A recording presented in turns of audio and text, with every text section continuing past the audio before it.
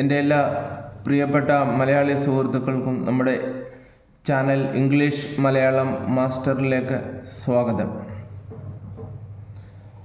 Learn tense easily. വളരെ എളുപ്പത്തിൽ tense പഠിക്കൂ.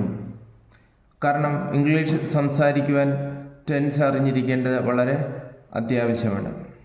കഴിഞ്ഞ ലെസണിൽ simple present tense, present continuous ടെൻസിനെ പറ്റി ഞാൻ പറഞ്ഞിട്ടുണ്ട്. ഇന്ന് ഞാൻ പരിചയപ്പെടുത്താൻ പോകുന്നത് പ്രസൻറ്റ് പെർഫെക്റ്റ് ടെൻസ് എന്താണ്, ഉദാഹരണമാണ്. പിന്നീട് വരുന്ന ക്ലാസ്സുകളിൽ എങ്ങനെ നമ്മൾ മലയാളം കേട്ട് കഴിഞ്ഞാൽ അത് ഇംഗ്ലീഷിലേക്ക് പരിവർത്തനം ചെയ്യാം എന്നുള്ളത് പറയാം. അതായത് മലയാളം കേട്ട് കഴിഞ്ഞിട്ട് നമ്മൾ ഇംഗ്ലീഷിൽ അത് എഴുതുവോ അല്ലെങ്കിൽ മറ്റുള്ളവരോട് സംസാരിക്കുവാനോ ആശയവിനിമയം നടത്തുന്നത് എങ്ങനെയാണെന്നുള്ളത് പരിചയപ്പെടുത്താം. ഇന്ന് ഞാൻ വെറുതെ സെൻറ്റൻസ് കണ്ടാൽ പ്രസൻറ്റ് പെർഫെക്റ്റ് ആണോ അല്ലയോ എന്ന് നമുക്ക് എങ്ങനെ മനസ്സിലാക്കാൻ കഴിയുമെന്നുള്ളതാണ്. ആദ്യം പ്രസൻറ്റ് പെർഫെക്റ്റ് ടെൻസ്. കഴിഞ്ഞ ലെസണിലെ അതേ സെൻറ്റൻസിനെ ഞാൻ പ്രസൻറ്റ് പെർഫെക്റ്റിലേക്ക് മാറ്റിയിരിക്കുകയാണ്. മാലിനി ആഹാരം പാകം ചെയ്തു കഴിഞ്ഞിട്ടുണ്ട്, അല്ലെങ്കിൽ മാലിനി ആഹാരം പാകം ചെയ്തു കഴിഞ്ഞു. ഇതാണ്, അതായത് സിമ്പിൾ പ്രസൻറ്റിൽ നടന്നുകൊണ്ടിരിക്കുന്ന ഒരു കാര്യം നമ്മൾ പെട്ടെന്ന് തന്നെ പൂർത്തിയായി കഴിഞ്ഞാൽ നമ്മൾ പ്രസൻറ്റ് പെർഫെക്റ്റ് ടെൻസ് ഉപയോഗിക്കും. ഇതെങ്ങനെയാണ് നമ്മൾ വാക്യം ഉണ്ടാക്കുന്നത് അല്ലെങ്കിൽ പറയുന്നത് എന്ന് ഞാൻ വരുന്ന ക്ലാസ്സുകളിൽ നിങ്ങളെ പഠിപ്പിക്കുന്നതായിരിക്കും. 2, അവൻ സ്കൂളിലേക്ക് പോയിട്ടുണ്ട്, അല്ലെങ്കിൽ അവൻ സ്കൂളിലേക്ക് പോയി കഴിഞ്ഞു.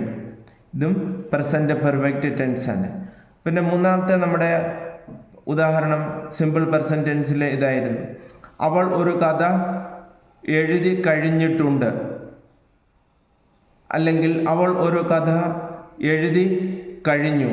ഇതെല്ലാം പ്രസൻറ്റ് പെർഫെക്റ്റ് ടെൻസിൻ്റെ ഉദാഹരണങ്ങളാണ്. അടുത്തത് present perfect continuous tense. Present perfect continuous tense, ഇതും പ്രസൻറ്റ് കണ്ടിന്യൂസ് ടെൻസുമായിട്ട് കുറച്ച് സാമ്യമൊക്കെ നിങ്ങൾക്ക് തോന്നാം. ഇതിലെന്താണ് രണ്ടുമായിട്ടുള്ള വ്യത്യാസം, അത് ഞാൻ ഇതിൽ നിന്ന് നിങ്ങളെ പറഞ്ഞ് മനസ്സിലാക്കുന്നതായിരിക്കും. അതിനു മുമ്പായിട്ട് നമ്മുടെ ചാനൽ നിങ്ങൾക്ക് ഇഷ്ടപ്പെട്ട് കഴിഞ്ഞാൽ സബ്സ്ക്രൈബ് ചെയ്യുക, ഷെയർ ചെയ്യുക, ലൈക്ക് ചെയ്യുക, കമൻറ്റ് ചെയ്യുക. പ്രസൻറ്റ് പെർഫെക്റ്റ് കണ്ടിന്യൂസ് ടെൻസ്, ഇതിൻ്റെ ഉദ്ദേശം എന്ന് പറയുന്നത് നമ്മൾ ഇപ്പോൾ ഒരു കാര്യം നമ്മൾ നടന്നുകൊണ്ടിരിക്കുകയാണ്, പക്ഷേ എങ്കിൽ ഈ ടെൻസിൽ ആ കാര്യം എപ്പോൾ മുതൽ തുടങ്ങിയതാണ് എന്നുള്ള വിവരം കൂടി നമുക്ക് തരുന്നതായിരിക്കും. ഉദാഹരണമായിട്ട് മാലിനി രാവിലെ മുതൽ ആഹാരം പാകം ചെയ്തുകൊണ്ടിരിക്കുന്നു.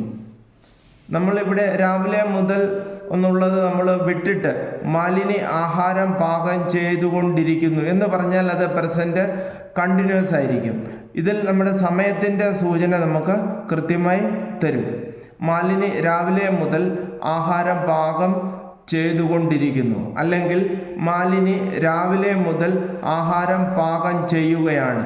ഇത് രണ്ടും പ്രസൻറ്റ് പെർഫെക്റ്റ് കണ്ടിന്യൂസ് ടെൻസാണ്.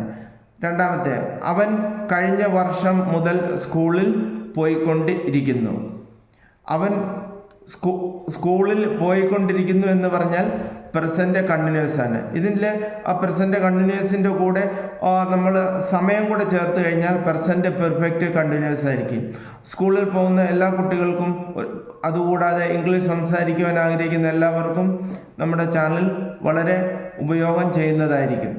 അവൻ കഴിഞ്ഞ വർഷം മുതൽ സ്കൂളിൽ പോയിക്കൊണ്ടിരിക്കുന്നു. ഉദാഹരണമാണ് പ്രസൻറ്റ് പെർഫെക്റ്റ് കണ്ടിന്യൂസ് ടെൻസിൻ്റെ ഈ വാക്യം. രണ്ടാമത്, ഇത് മറ്റൊരു രീതിയിൽ പറഞ്ഞാൽ അവൻ കഴിഞ്ഞ വർഷം മുതൽ സ്കൂളിൽ പോവുകയാണ്. ഇത് രണ്ടും പ്രസൻറ്റ് പെർഫെക്റ്റ് കണ്ടിന്യൂസ് ടെൻസാണ്. നിങ്ങൾക്ക് എന്തെങ്കിലും സംശയം തോന്നുന്നുണ്ടെങ്കിൽ കമൻറ്റ് ചെയ്ത് എന്നെ അറിയിക്കാൻ ശ്രമിക്കുക. മൂന്നാമത്തെ, അവൾ കഴിഞ്ഞ തിങ്കളാഴ്ച മുതൽ ഒരു കഥ എഴുതിക്കൊണ്ടിരിക്കുന്നു, അല്ലെങ്കിൽ നിങ്ങളൊന്ന് ശ്രദ്ധിക്കുക, അവൾ ഒരു കഥ എഴുതിക്കൊണ്ടിരിക്കുന്നു എന്ന് പറഞ്ഞാൽ അത് പ്രസൻറ്റ് കണ്ടിന്യൂസ് ആയിരിക്കും.